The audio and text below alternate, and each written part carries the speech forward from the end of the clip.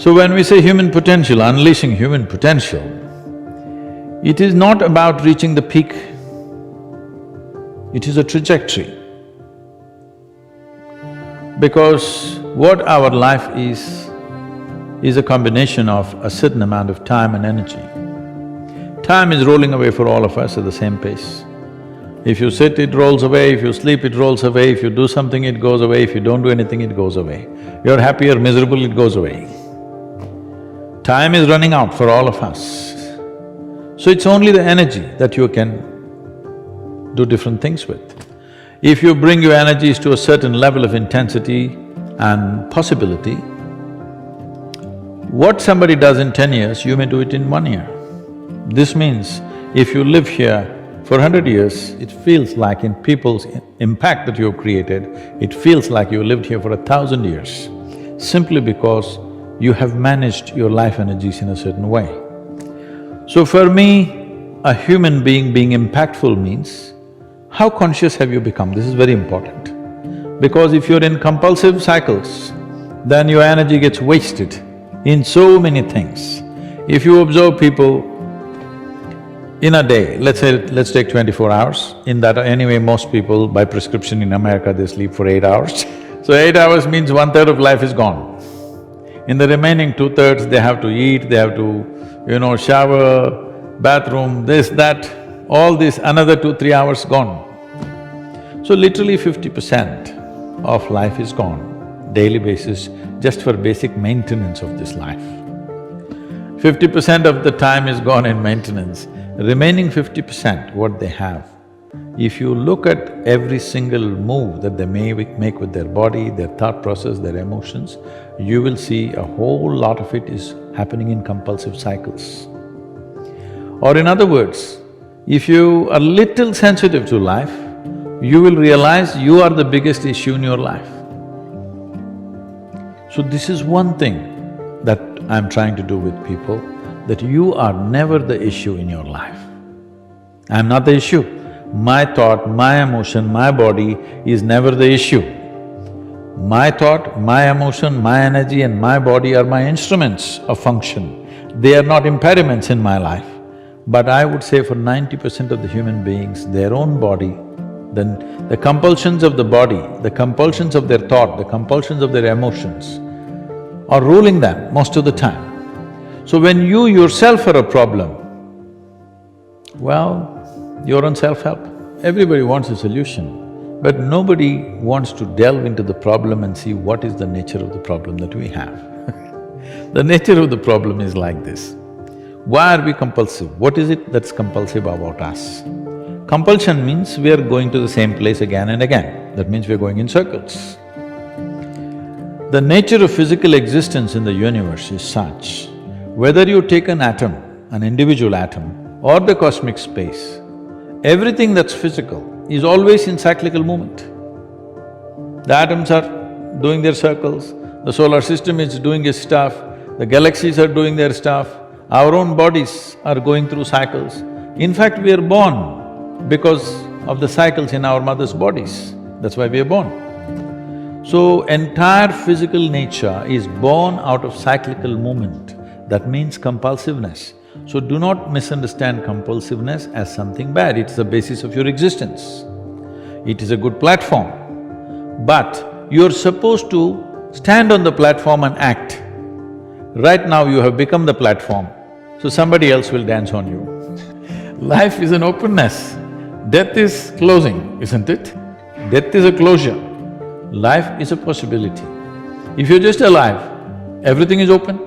Suppose I hate you, I don't want to breathe, inhale what you exhale.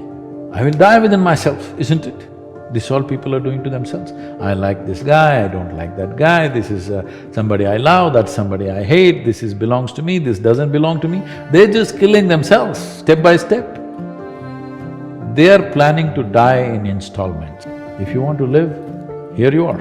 You must make up your mind whether you want to live or you want to die.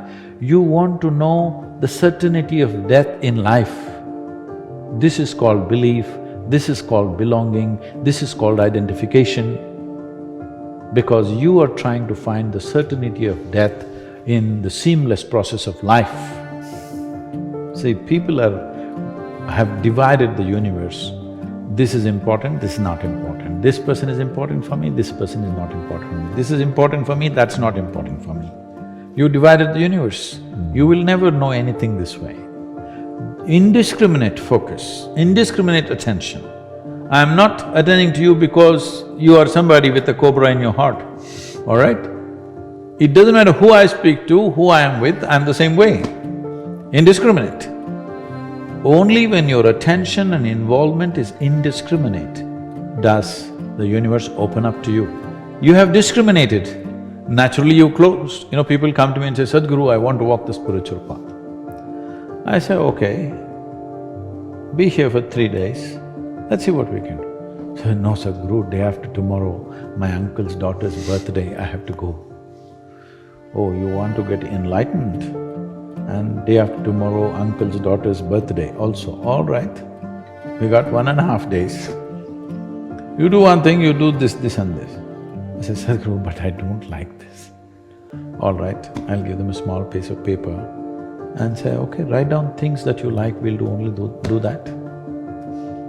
You won't believe it, in this entire universe, most people like only 3 or 4 things.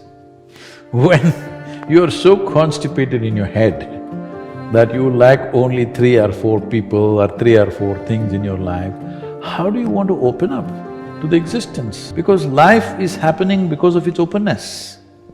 This is the fundamental difference between death and life is, people are thinking it's just breath, all right, on one level, that is also openness. Whether you allow this to happen or you don't allow it to happen, whether you did it consciously or unconsciously, but it's happening, isn't it? Openness is on every subatomic particle, is in communication with everything. That's why this is going on. Breath is happening, so much is happening in connection with everything. It is only in openness you're alive. As you close doors, you're dying in installments. Dying in installments is torture. See, life is fantastic if you're alive and fully alive. If you're dead, it's good, everybody dies, you and me will die, all right? If you're dead, the game is over. But if you're half dead, oh, this is endless torture to yourself. When you are being tortured, of course you'll share it with everybody else. You know you're here only because you can see, hear, smell, taste and touch. This is the only way you know that you're here right now. Suppose you doze off, you don't know that you're here, isn't it?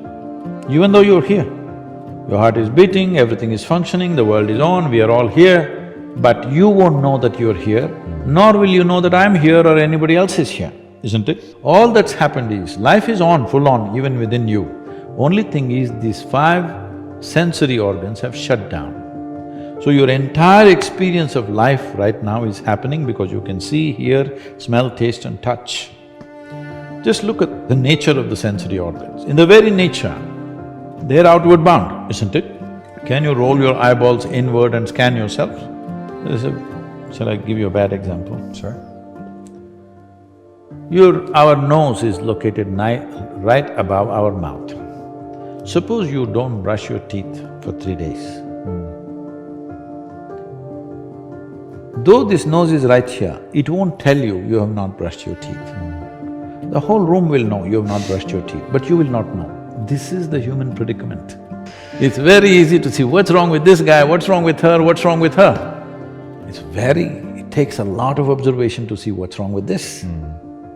That level of keenness of observation is missing in most people. They need to cultivate that. Fundamentally, if people understand that the source of human experience is within you, joy or misery, agony or ecstasy, pleasure or pain, everything comes from within you. If you understand this much, if I understand, suppose right now I think I'm miserable because of you, there's no solution for my life, isn't it? Because all you have to do is walk in front of my home, I will become miserable. So simple it is. You don't have to kill me, you just have to walk around in front of me. I will die within myself every day. If I understand the source of my joy and misery are within me, then you know what's the obvious choice? The obvious choice, isn't it?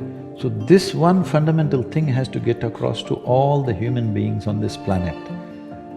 Your experience is entirely determined by you. This is what the word karma means, unfortunately. It's become something else here. Karma means action.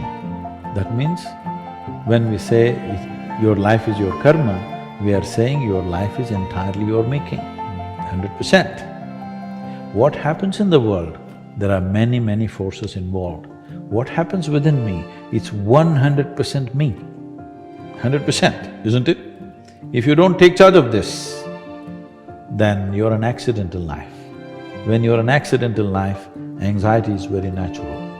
Suppose you're driving accidentally, that is, you don't know what's happening and you're simply somehow going, anxiety is natural or no? Any accidental moment creates anxiety.